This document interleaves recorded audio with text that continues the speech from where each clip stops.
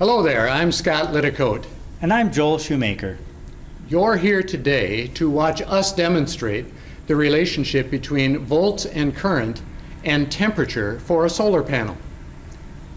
Teachers working with these solar concepts usually don't have much trouble demonstrating that as a radiance, light intensity, increases, electrical current measured in amps also increases, while electrical potential measured in volts hardly changes at all.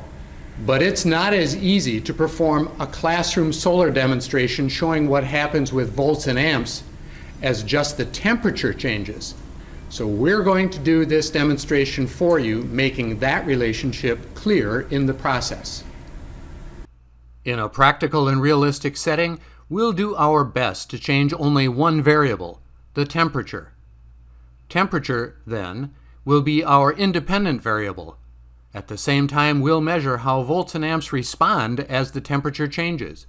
Volts and amps will be our dependent variables. For this demo, we could have used many different types of solar panels.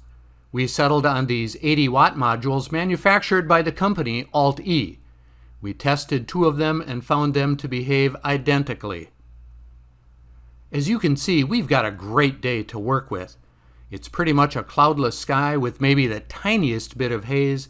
Light intensity won't change much during our demonstration.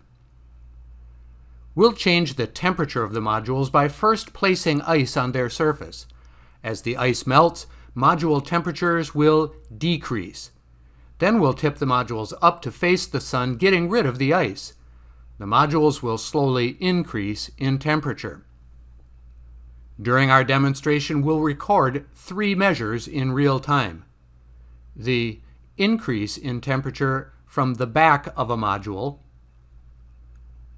the open circuit voltage on one of the modules, and the short circuit current on the back of the other. As it happens, measuring open circuit voltage and short circuit current at a temperature of 25 degrees Celsius is considered a standard test condition for a solar module as it comes off the manufacturing line. Our measurements at 25 Celsius should be pretty close to those of the manufacturers. And as a reminder, we'll be measuring DC, direct current volts and amps, rather than AC, alternating current, common in most households.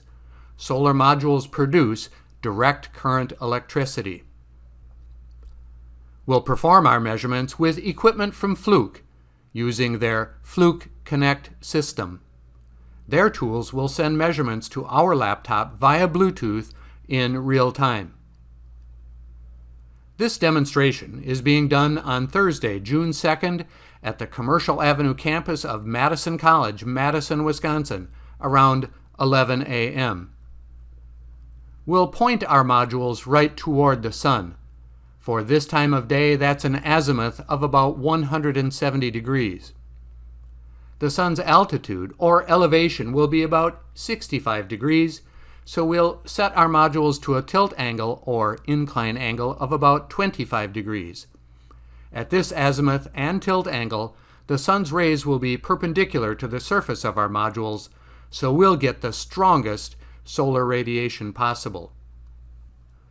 In this picture, our Daystar meter is giving us an irradiance, or light intensity measurement, just as we started the demonstration, of a little more than 1,000 watts per meter squared, another standard test condition.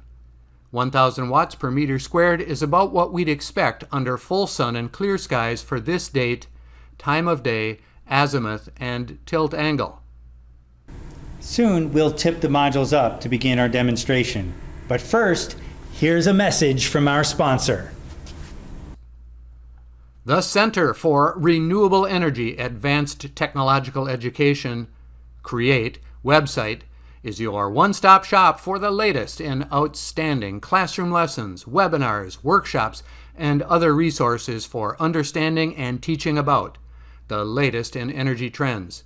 Check us out on the web. And now, back to your regularly scheduled program. It's time for our demo, reduced through time-lapse from 20 minutes to about 5. Joel and I will start the demo by getting rid of the ice on the modules and tilting them up to our chosen elevation. At the same time, you'll see another video in the corner of the frame providing you with real-time measures of temperature in Celsius, open circuit voltage, and short circuit current. Once we tilt up the modules, starting at 15 degrees Celsius, we'll stop the time lapse to give you time to copy the data. If not enough time is provided, just stop the video on your own.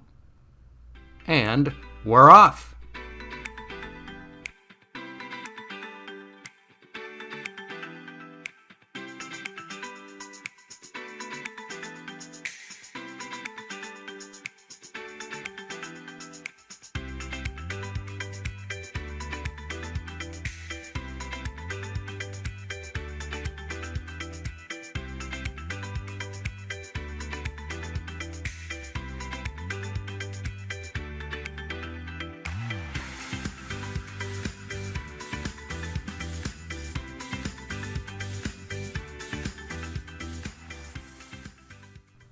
Here we are at 25 degrees Celsius, one of the standard conditions for testing a solar module coming right off the assembly line. As you can see, our volts and amps measures are close to those of Alt-E's for this temperature. But why aren't we spot on? 25 degrees Celsius is just one of 3 standard test conditions.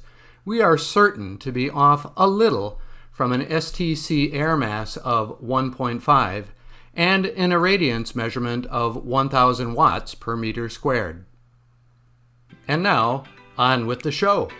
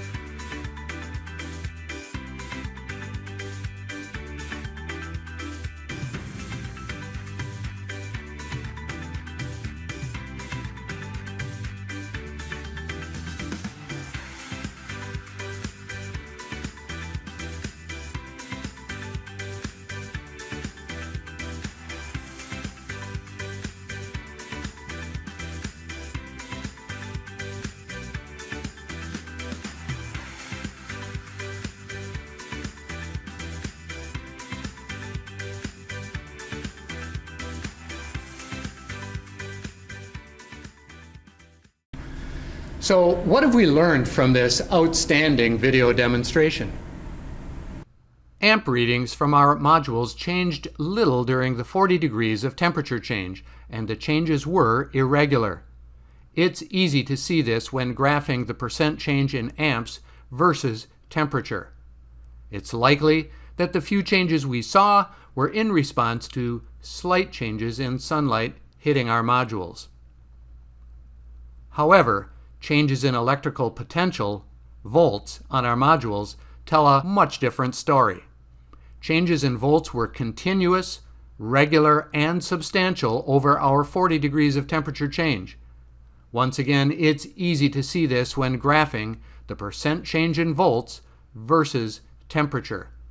With this knowledge, solar PV installers always use temperature extremes expected at their installation site to calculate voltage extremes expected from an array they install. And how about that? Our results match what we teach in solar photovoltaic science classes. Would you like some extra credit? Here's our module manufacturer, Alt-E's, advertised temperature coefficient of VOC. Now calculate the temperature coefficient of VOC for the Alt-E demonstration modules from our data. Then compare. You'll find they agree really well. And that's all I have to say about that. And just like that, our volts and temperature video is complete. We hope you've enjoyed it. Remember, you can find more great energy education resources on the CREATE website. I'm pretty tired. I think I'll go home now. It happens.